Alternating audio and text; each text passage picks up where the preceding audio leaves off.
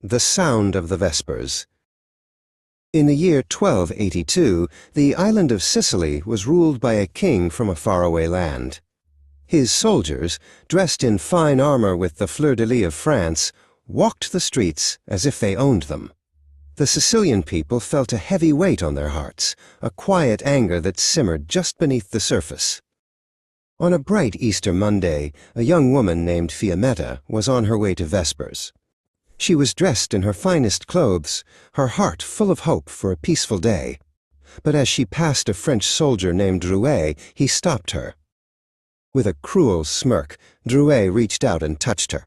It was a small act, but it was a great insult, a violation of her dignity and her freedom. Fiammetta's face turned pale with shock and shame. A shout rang out. "How dare you!" It was Fiammetta's husband, Pietro, his face red with fury. He had seen the insult, and the quiet anger of the Sicilians boiled over. Pietro's hand flew out, and a sharp sound echoed through the street.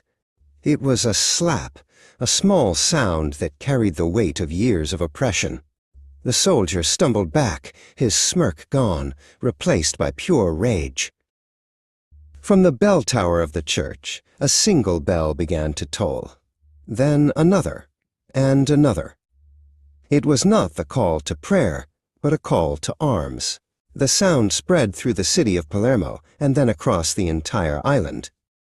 The quiet anger that had simmered for so long now burst into a roaring flame.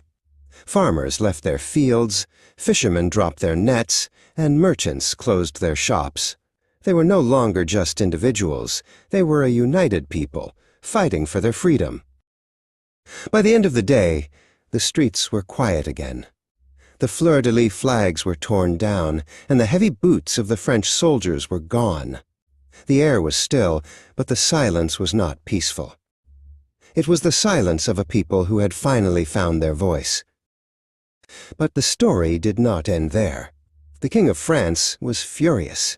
He sent more ships and more soldiers, and the single slap that had started a riot now began a great and terrible war. It would last for 20 long years. An entire war began because of one soldier's insult. It was a lesson that a small act of disrespect, when it meets a great and quiet anger, can change the course of history forever.